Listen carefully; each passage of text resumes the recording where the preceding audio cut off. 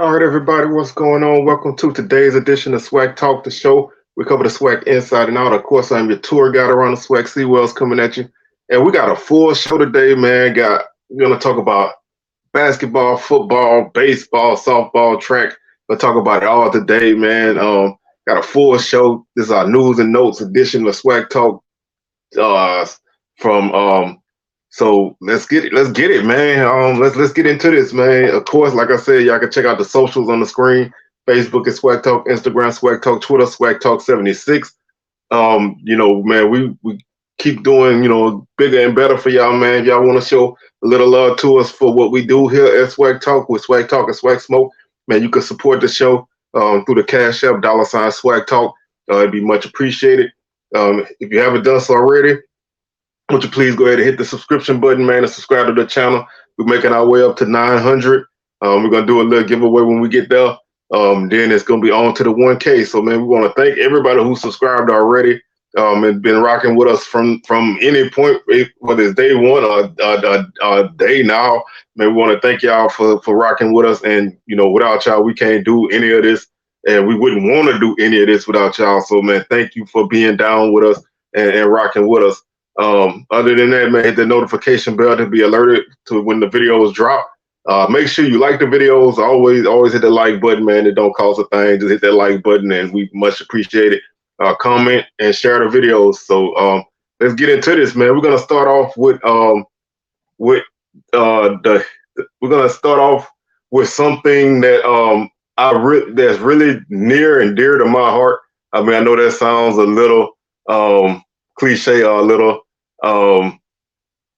crazy to talk about with a game, but I love SWAC football, and SWAC football has been really good to me and my family, and so I love classic games, man.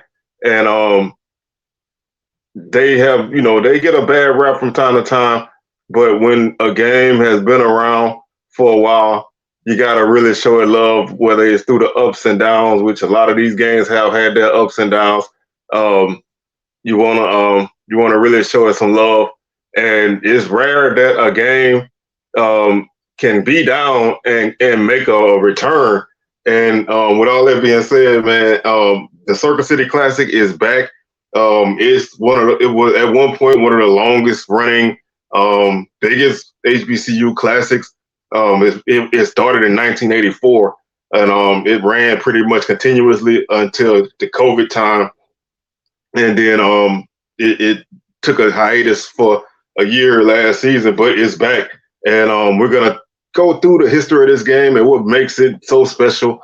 We're gonna also talk about why it kind of fell off, and we'll look at some of the games that took place. So let's start at the beginning, man. The Circuit City Classic is a weekend celebration. So it's one of those things that it's not just the game; it's a whole event.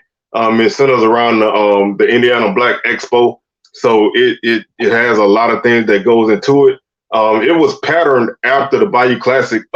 So when it started in 1984, it was actually patterned after the Bayou Classic, and it featured Grambling, who was one of the Grambling and Eddie Robertson, who was, you could say, like the founder, the inspiration of the Bayou Classic, and they played Mississippi Valley. So that game took place in 1984. That was the first game, and since its inception, this game has raised over $3.5 million for college scholarships for needy recipients, and has given the city of Indianapolis an economic boost of more than $8 million every year.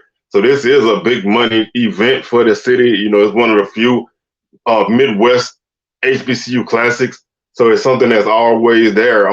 It had a grant of $150,000 from the Lilly Endowment, from Lilly Endowment and INC as seed money. Charles Williams was then the president of the Indiana Black Expo. He founded and organized the first classic in 1984 with the goal of providing a sports event to the Midwest alumni of Black colleges, as well as to encourage Black youth to attend colleges. The festivities originally included a game, a parade, and several parties. The Hoosier Dome, which later became the RCA Dome, hosted this game from 1984 to 2007. And then in 2008, when Lucas Oil Stadium opened, the game moved there. The Classic has grown in popularity each year. An average crowd of 175,000 people experience the weekend that honors the history, educational accomplishments, and talents of African Americans. The weekend events have varied over the years, but they've included an NCAA coaches luncheon, a pageant, coronation, a prayer and praise worship service, a cabaret, a spectacular parade, a pep rally, music performances, battle of the bands, an educational day, and a football game. Williams' original ideal to establish a sporting tradition in the Midwest has grown into a celebration of sports, music, arts, and culture. The Circle City Classic staff and advisory board organized the events in conjunction with the Indiana Black Expo, the Indiana Sports Corporation, and approximately 3,000 volunteers. While the game is the focal point of the Classic, there are over 25 official events in addition to numerous privately sponsored parties that occur over 2 weekends. The Circle City Classic NCAA Coaches Luncheon became one of the main events at the NCAA Hall of Champions. The Major Taylor Award is presented in honor of Marshall Major Taylor, the renowned Indianapolis cyclist. Since its establishment in 1987, the award recognizes an African-American athlete, coach, athletic administrator, or official who makes a significant local and national contribution to youth and encourages excellence in future generations. The coronation typically takes place the weekend before the football game at Marian University, and Julia M. Carson Government Center have both hosted this pageant, whose foundation is teaching young women lessons on leadership, scholarship, etiquette, and personal finance. The Circuit City Classic prayer and praise service takes place on a selected evening leading up to the game. St. John Missionary Baptist Church, where Classic founder Charles Williams became an ordained Baptist minister in 1987 and spent time as an associate pastor, hosted this night of prayer and worship during the initial years of the event. The location of the service has changed over the years, yet the service has remained fundamental to starting the Classic's weekend festivities. In August of 2022, the Indiana Black Expo announced that the Circle City Classic would not feature a football game between black colleges for the second time since the event had been founded. The only other time that there was no game was in 2020 due to COVID-19. Instead, they had a battle of the bands featuring 5 colleges and a step show featuring fraternities, and that was the main event at Lucas Oil Stadium that year. One of the reasons why this game kind of fell out of favor was a drop in attendance.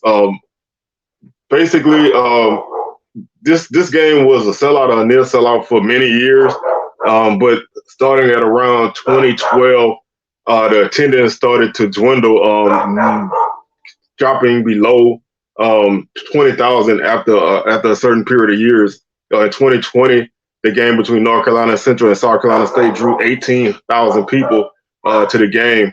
In 2013, Alcorn played Grambling in front of a crowd of 22,357. In 2014, Kentucky State played Central State to a crowd of 26,480. 2015, Kentucky State played Central State with a crowd of 22,523. And in 2016, Kentucky State again played Central State to a crowd of 21,124 people. 2016, Kentucky State and Central State played for the 4th time in a row there to a crowd of 21,187. 2018, Howard and Bethune-Cookman played 19,172 people. 2019, Jackson State played Kentucky State to a crowd of 10,345 people. 2020, there was no game. 2021, Benedict and Kentucky State played 8,122 people attended this game. So as you can see, Kentucky State basically lived in this game for the last few years, and the attendance really started to dwindle over the years. And in 2022, they decided not to have this game. And with the dismissal of this game in 2022, that meant that there was only one game slated to be played in the Midwest as an HBCU Classic. As I'm sure y'all get my dog Thanos going stupid back there, but that's his thing. Um, that was the St. Louis Classic between Alabama A&M and UAPB, which ultimately was not even played in St. Louis last season. So there were no Midwest HBCU Classics last year, but there was a push to get the game back because a lot of people felt like this game deserved to be played. It did not really. It was a big factor in the city of Indianapolis and the state of Indiana, and a lot of people were upset that they just had a Battle of the Bands last season. It drew decent attendance, but a lot of people felt like the game, was what the center point of this whole thing was. So the push to get the game back, it happened, and recently the game was announced that it would be played again, and it would feature Mississippi Valley and North Carolina, Mississippi Valley and North Carolina Central were playing this game, and Valley is one of the first teams to play in this game. They actually played in the first two Circle City Classics. So it was really good to get them back, and it's good to get Valley in this game. And hopefully they can benefit from some of the financial aspects of it. Hopefully we can get some financials to come through, and we can talk about that as well as we move closer to the game. Just taking a look at some of the years that the SWAC played in this game. 1984, Valley beat Grambling by a score of 48-36. 1985, Valley defeated Tennessee State 28-13 in this game. Florida A&M and Jackson State will play to a 10-10 tie in 1988. 1989, Jackson State beat Bethune-Cookman 27-7. 1990, Grambling beat Alabama A&M 27-20. 1991, Alcorn beat Howard 46-27. 1992, Central State beat Alabama State by a score of 34-13. South Carolina State beat Jackson State in 93 by a score of 34-33. 1994, North Carolina A&T beat Southern 22-21. 1995, Alcorn beat Howard 46-27. 1999, Southern beat Hampton 21-6. 2000, Grambling beat FAMU 12-10. 2002, Alabama A&M beat Southern 27-11. 2003, FAMU beat Jackson State 28-14. 2008, Tuskegee beat Alabama A&M by a score of 34-24. And then 2009, Alabama A&M beat Tuskegee 35-15. Alcorn beat Grambling in 2013, 48-0. And then there would not be another SWAC team in this game until 2019 when Kentucky State beat Jackson State by a score of 33-25. So the SWAC making a return to this game, and one of the original teams making a return to this game makes this a little bit special. So hopefully, this game can get back on track because it definitely was one of the top games. It drew over 60,000 people for quite some time to the game. So hopefully we can see a return of this game becoming a focal point of the HBCU Classic season. And hopefully this is not a one-time thing. Hopefully this game can get back up and running and people can show up and show out and continue to get this game to grow back to the levels that it was at previously, because this is a game that I always enjoyed, and I hope that it can return and become what it was before. So just wanted to kind of share a little information on that game, why it's, a big deal. I mean, some people may not know that this game was as big as it was, and it lasted as long as it did. So shout out to the Circle City Classic for making a return, and hopefully we can get this thing back up and running again. Next, we're going to switch over to baseball. SWAC Baseball has just started. The season is underway. Before we go into any scores of SWAC teams that played this weekend, which is actually the first weekend of play, we're going to take a look at the predicted order of finish of the teams. The SWAC has picked Alabama State to win the East Division. Bethune-Cookman is picked second. FAMU picked third. Jackson State picked fourth. Alabama A&M picked fifth, and Valley picked sixth. Southern is picked to win the West Division.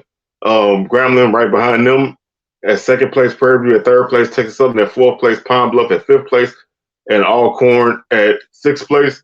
Due to when you look at the voting and the numbers, Southern is picked to win the conference. They picked with 109 points.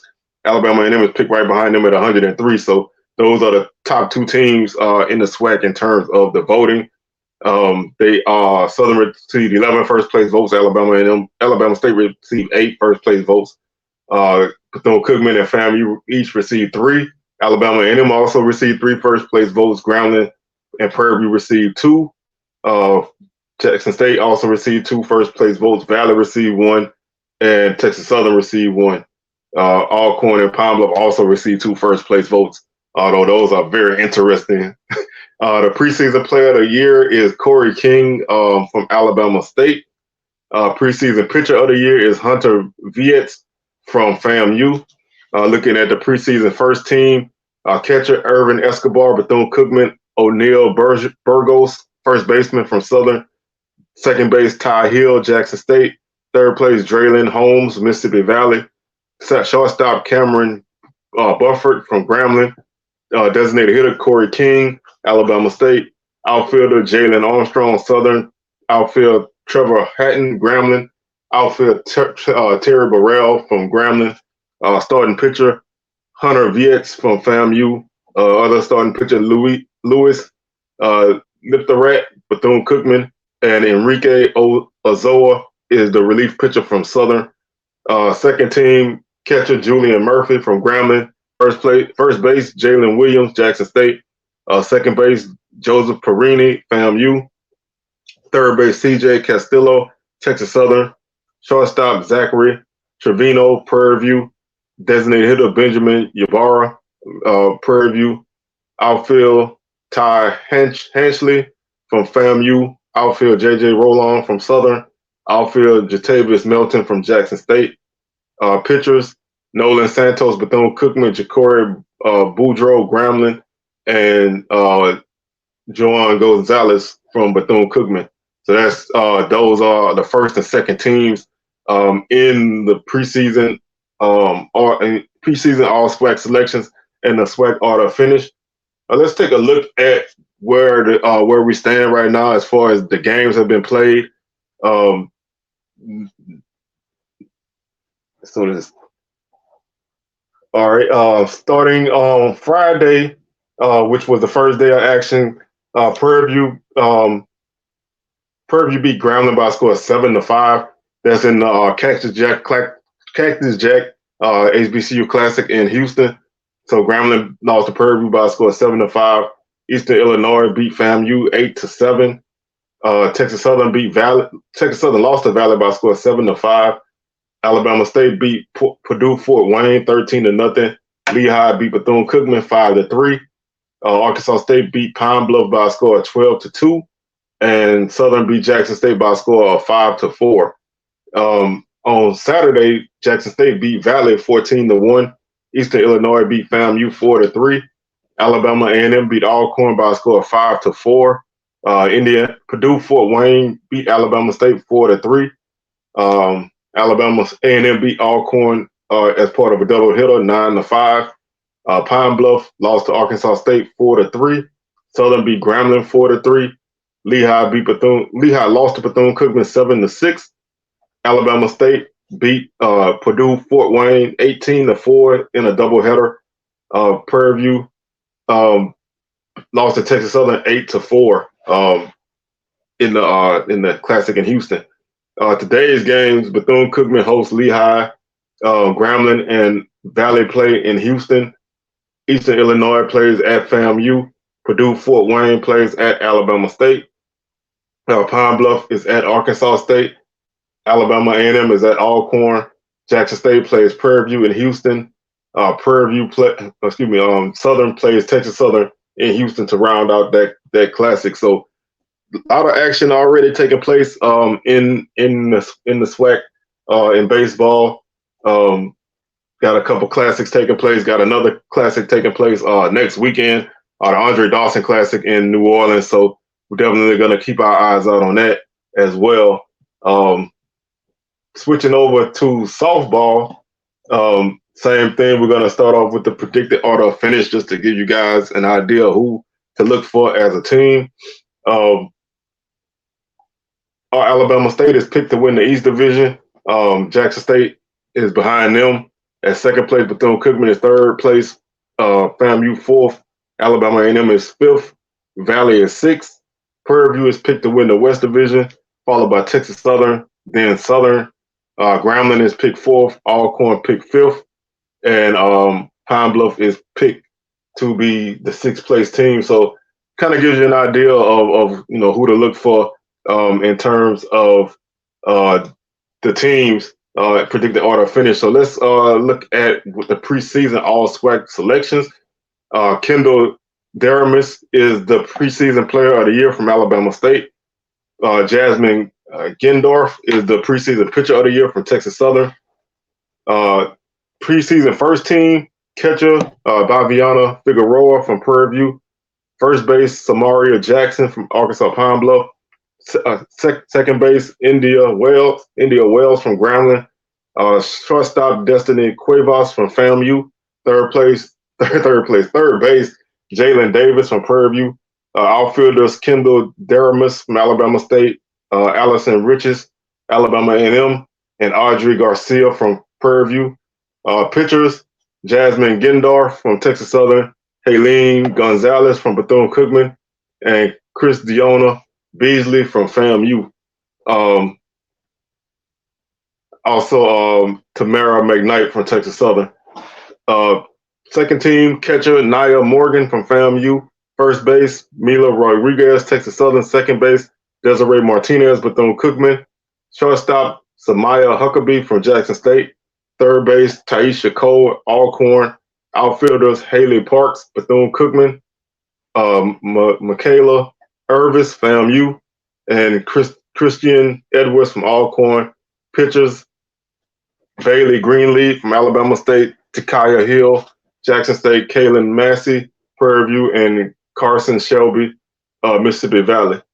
So let's look at some of the games that have taken place so far in SWAC softball play. Oh, I didn't even switch my banner. Y'all forgive me on that. So like I said, softball season is also just really getting started. So the season actually started in softball. The season actually started a couple of weeks ago. So we're not really going to run through all those games. We'll just look at the games that took place so far this weekend. Alabama A&M and Tennessee State, they had a game but was canceled. Bethune-Cookman lost to Memphis 2-1. Southern beat Alabama State 6-0. Valley lost to Rutgers 16-1. Eastern Illinois beat Southern by a score of 10-2. That's in a tournament in Baton Rouge. Valley lost to South Alabama 9-0. Southern Miss beat Alcorn 13-8. Arlington Baptist beat Southern by a score of 9-8. Alabama State beat Arlington Baptist by a score of 11-0. On Saturday, Missouri State beat Valley by a score of 8-2. Penn State beat Bethune-Cookman 3-0. Grambling beat Jackson State 3-1. Rutgers beat Valley 7-1. Pine Bluff beat St. Peter's 3-0. Eastern Illinois beat Jackson State 10-4. Bradley beat Alabama A&M 6-1. St. Peter's beat Pine Bluff 13-3. Bethune-Cookman lost to Jacksonville 6-1. Tennessee State beat Alabama A&M 12-4. Eastern Illinois beat Grambling 7-3. Alabama State beat Southern 9-2. And looking at today's games, Mississippi Valley plays Missouri State in Mobile. Bethune-Cookman plays North Florida in Jacksonville. Grambling plays Eastern Illinois in Baton Rouge. Alabama State then plays Eastern Illinois in Baton Rouge. Grambling also plays Alabama State. That's part of the tournament in Baton Rouge. St. Peter's plays Pine Bluff. Jackson State plays Arlington Baptist in Baton Rouge. St. Peter's plays Pine Bluff later on and as part of a doubleheader. Arlington Baptist plays Southern, and then Jackson State rounds out the day against Southern in Baton Rouge. So that kind of rounds out our softball action. The only other thing we want to talk about is indoor track and field.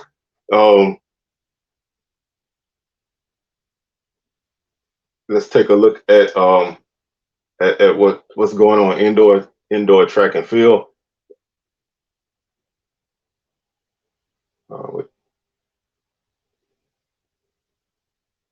Let's get this right.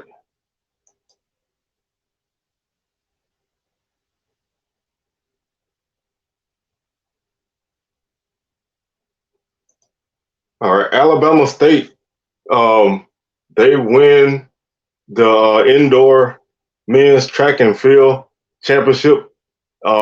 This was a highly competitive series of events that took place starting Friday at the Birmingham Crossplex. The Hornets posted several impressive performances across multiple events, contested at the championship meet while amassing a total of 123 points. The men's indoor track and field title was decided during the final event to conclude the meet as Alabama State's Isaiah Palmer placed third in the pole vault with a mark of 4.25 meters to help the Hornets secure the title. Alabama State's trio of Joshua Knox, Kendrick Winfield, and Jamarion Stubbs finished first, second, and third in the 400-meter dash, giving Alabama State 24 total points.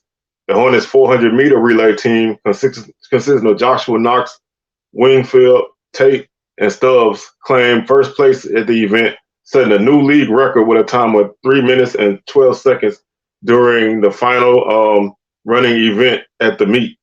Alabama State head coach Richie Bean was named the Coach of the Year after leading the Hornets to their first indoor track and field title since last season. The Hornets have previously claimed league titles during 5 consecutive seasons: 2017, 2018, 2019, 2020, and 2021. This is their sixth indoor title in the past 10 seasons. In the final team standings for the event, Jackson State was second place with 120 points. Texas Southern finished third with 95 points. The indoor coach of the year was Richie Beam from Alabama State. Indoor track and field most outstanding track performer was Jose Gonzalez from Texas Southern. And the indoor track and field most outstanding field performer was Javon Gray from Jackson State. So salute to the Hornets of Alabama State as they continue their dominance on men's indoor track and field. They have won 6 titles in a row, so at some point somebody's gonna have to unseat them. And it was a clean sweep for the Hornets in track and field, as the ladies also won the indoor track and field championship, and they amassed 149 points on the day. Shemaya Jones secured first place finishes in the mile and 800-meter dash, while also earning third place in the 5,000-meter run. For her efforts, she was named the most outstanding track performer of the event. The Lady Hornets, Tarnique Alexander, ended the evening with a pair of school records and 4 personal records. In the events in which she competed, she dominated the field, winning first place in the triple jump, 12.09 meters, and the long jump, 6 meters. For her efforts, she was named the most outstanding field performer for the event. Alabama State head coach Richie Bean was named the indoor coach of the year after leading the Lady Hornets to their first track and field title since 2020. This championship marks Alabama State's 8th title in the past 10 seasons. So Alabama State indoor track and field is definitely a dynasty. They have been winning men's and women's. Basically, the last 10 years, they've won 6 and 8 times respectively. In the first final team standings, Purview was second with 127 points. Texas Southern was third with 52.5 points.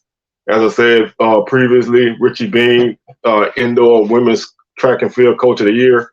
Women's indoor track and field outstanding track performer Shemaya Jones from Alabama State, and women's indoor track and field most outstanding performer in the field was Tarnique Alexander. So salute to Alabama State. They came through and they took care of business on the men's and women's side, picking up 2 SWAC championships, and definitely making a good showing in the Commissioner's Cup standings, which we'll start to talk about once they start to put those out. let's switch over to a little round ball now as we are making our way toward the end of the basketball season. There are only 4 games left after yesterday's action. Um, so we'll take a look at the games that took place on Saturday. Jackson State throttled Alcorn by a score 81-49. Southern beat Groundling 54-50. Pine Bluff lost to Prairie View by a score of 78-68. Texas Southern destroyed Valley 72-36. And Bethune-Cookman dropped a close one to Alabama A&M 50-48, while the Hornets of Alabama State beat FAMU 65-54 to round out Saturday's action. Looking at the games that take place on Monday, Bethune-Cookman is at Alabama State. Florida A&M is at Alabama A&M. That's a 5:30 tip-off. Arkansas Pine Bluff is at Texas Southern. And Valley is at Prairie View, also 5:30 tip. That's the HBCU Gold game of the day. So that game, HBCU Gold, will cover the men and women of Prairie View against Mississippi Valley. Looking at the standings as we head into the final 4 games of the season, Jackson State leads the SWAC with a 13-1 record. They've pretty much locked up the number 1 seed. They're 16-8 overall, and they've won 10 games in a row. Alabama State is 10-4. They're 13-12, and they've won 4 games in a row. Alabama A&M is also 10-4, and they're 12-12, and they've won 1. Southern is 9-5, 12-13 overall. They've won 3 in a row as they move into that 4th spot. Prairie View is also 9-5, 12-13 overall, and they've won 2 in a row. Bethune-Cookman has hit a little slide. They're 9-5, 10-14 overall, and they've lost 2 in a row. Pine Bluff is 7-7, and they are 9-15 overall. They've lost 1. Alcorn 6-8, 10-15 overall. They've lost 1. Grambling is 6-8, 7-18 overall. They've lost 2 in a row. FAMU is 3-11. They've lost 4 in a row. Texas Southern is 2-12. They've won 1. And Valley is 0-14 with a 2-23 record. Texas Southern is also 2-23. Valley has lost 17 games in a row. So if you start to look at where we stand in the conference, like I said, with 4 games left, Valley is definitely out. Texas Southern's pretty much out. FAMU pretty much out. Texas Southern would basically have to win their last 4 games and hope somebody else lost their last 4 games, and then hope tiebreakers. So that basically means they're pretty much out. Same thing with FAMU. They would have to basically win out and have somebody in front of them, have everybody in front of them lose. So those 3 teams are pretty much out. That leaves 9 teams fighting for the last 8 spots, for the 8th spot. Grambling and Alcorn are battling it out for that 8th spot.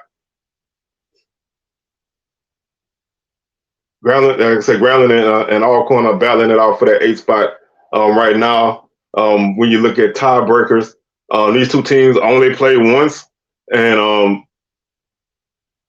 let's see, these 2 teams only played once, and Alcorn beat Grambling. So right now, Alcorn has the tiebreaker over Grambling, so Alcorn would be sitting in that 8th spot. So they are pretty comfortable in that spot as long as they don't get passed up by Grambling. Pine Bluff is in 7th place by themselves. Southern, Prairie View, and Bethune-Cookman are battling it out for that 4th spot. Right now, Southern, I think Southern owns the tiebreaker over Prairie View due to margin of victory. And I think and Southern beat Bethune-Cookman head-to-head. So right now, Southern would be sitting ahead of both of those teams. Bethune-Cookman actually beat Prairie View, so they would hold that tiebreaker because those 2 teams I think only play once. So right now, Bethune-Cookman would probably be in that 6th spot. Prairie View would be 5th, Southern would be 4th. Alabama A&M and Alabama State are tied for 2nd place. And looking at the tiebreaker right now. Alabama A&M, I believe. Let's see. Where is that matchup? Yeah, Alabama A&M has their tiebreaker right now. These two teams do play on next Saturday, so Alabama State will have to beat Alabama A&M by, I believe, 15 points to win that tiebreaker. So right now, the Bulldogs would be in second place, Hornets in third place. So looking at the tournament seedings, if the tournament started today, Jackson State would be 1. They would play Alcorn. Alabama A&M would be the 2 seed. They would play Pine Bluff. Alabama State would be the 3 seed. They would play Bethune-Cookman. And Southern would be the 4 seed playing Prairie View, the 5 seed. So there's still a little wiggle room left in the tournament, but we pretty much know everybody who's going to be in that 8 spot is going to be a battle throughout these last four spots. Bethune-Cookman, they are on a slide. Pine Bluff could still make a push up or down, so there's still a lot of movement. Those second and third spots aren't really cemented, so there's still a lot of movement left in these last 4 games. So we definitely are gonna want to keep our eyes out on all the action that takes place on Monday, and then the following weekend, and then after that. So switching over to the men's side, pretty much the same situation. Nothing solidified really. Grambling and Southern played in a really good game, man, at the HBCU Classic at the All-Star game in Salt Lake City. Grambling won this game in overtime by a score of 69-64. Grambling got a big second half lead by about 13. Southern made a run to come back and ultimately take a 1-point lead late in the game. Grambling would hit 1 or 2 free throws to tie the game at 62. Southern had a chance to hit the shot at the end. They missed. 3-pointer went in and out. And then Grambling outscored Southern in the overtime by a score of 7-2 to win that game in overtime and basically cement themselves in second place right now. So they are sitting in a nice spot. Alcorn beat Jackson State 75-60 to keep their hold on first place. Texas Southern continues. They'll move up. There's up the standings. They beat Valley 80-62. FAMU beat Alabama State 60-54. That game is kind of tough for the Hornets in terms of standings. Pine Bluff dropped a 71-82 decision to Prairie View, and Alabama A&M continues Bethune-Cookman slide down the standings with a 90-56 victory. Looking at Monday's games, Bethune-Cookman plays Alabama State in Montgomery. Pine Bluff is at Texas Southern. Valley is at Prairie View. Like I said before, that's the HBCU Gold game of the day. That game tips off at 8, and Florida A&M is at Alabama A&M. So let's look at how these standings shape up right now. Right now, like I said, Alcorn is sitting in first place at 12-2, 15-11 overall. They've won 6 games in a row. Grambling is 11-3, 18-8. They've won 5 in a row. Southern is 9-5, 13-14. They've lost 2 in a row. Alabama A&M is heating up. They're 8-6, 12-15 overall. They've won 3 games in a row, so they've moved themselves all the way up to the 4th spot. Jackson State is 8-6, 9-18 overall. They've lost 1. Pine Bluff is on a big slide. They're 6-8, 10-17 overall. They've lost 5 games in a row.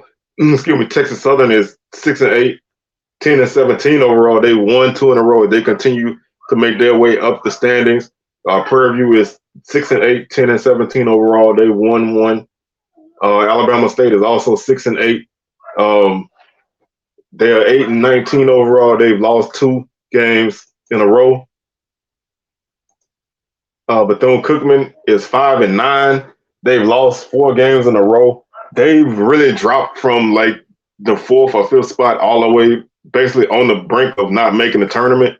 FAMU is 4-10. They're 6-19 overall. They won 1. Valley 3-11 with a 4-24 record overall, and they've lost 1. So right now, that battle for the 8th spot is a lot of teams, man. basically right now the battle is for 7 and 8. Let's see. Really, the battle is for 6, 7, and 8. Right now, there's a tie. There's a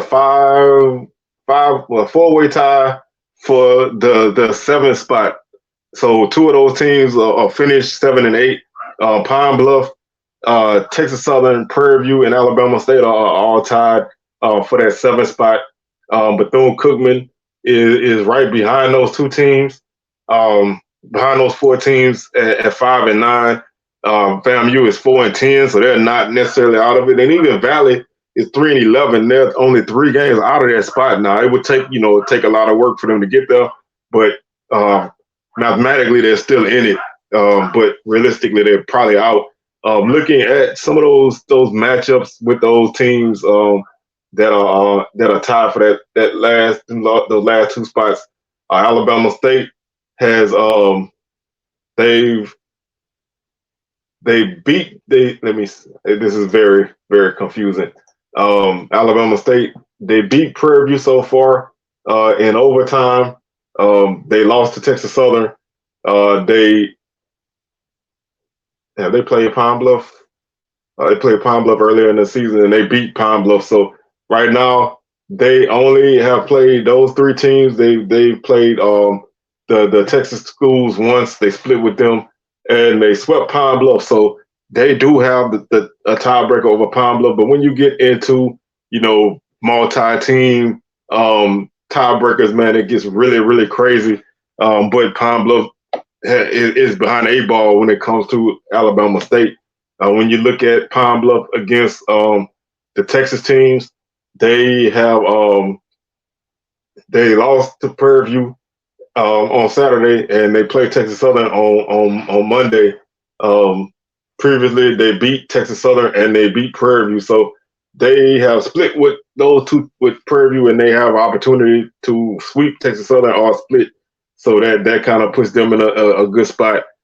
Texas Southern lost to Prairie View, so it's a lot of things to figure out in that spot.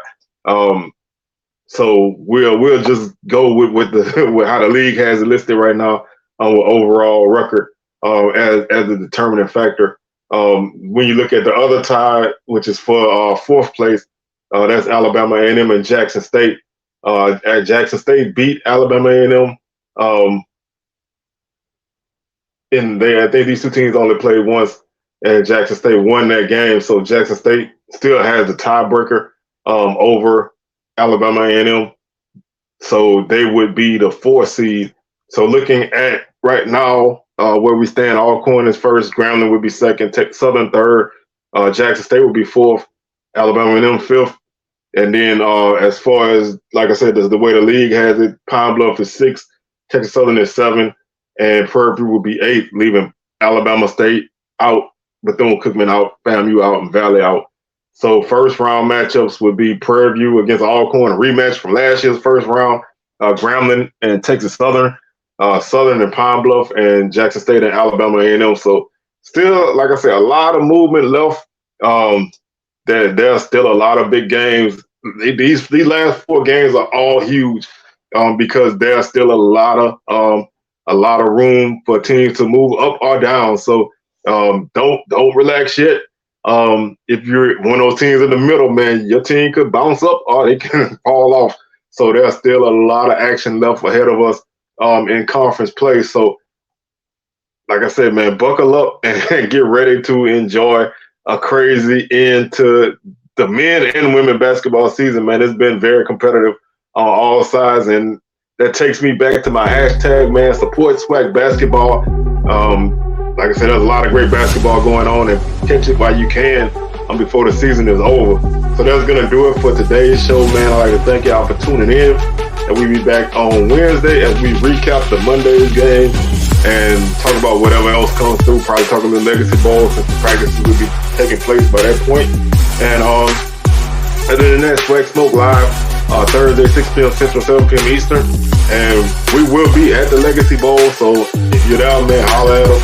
Otherwise, man, we'll probably try to, do a little something while we're there. I know most of the SWAC Smoke crew will be there, so y'all make sure y'all holler at us if y'all there.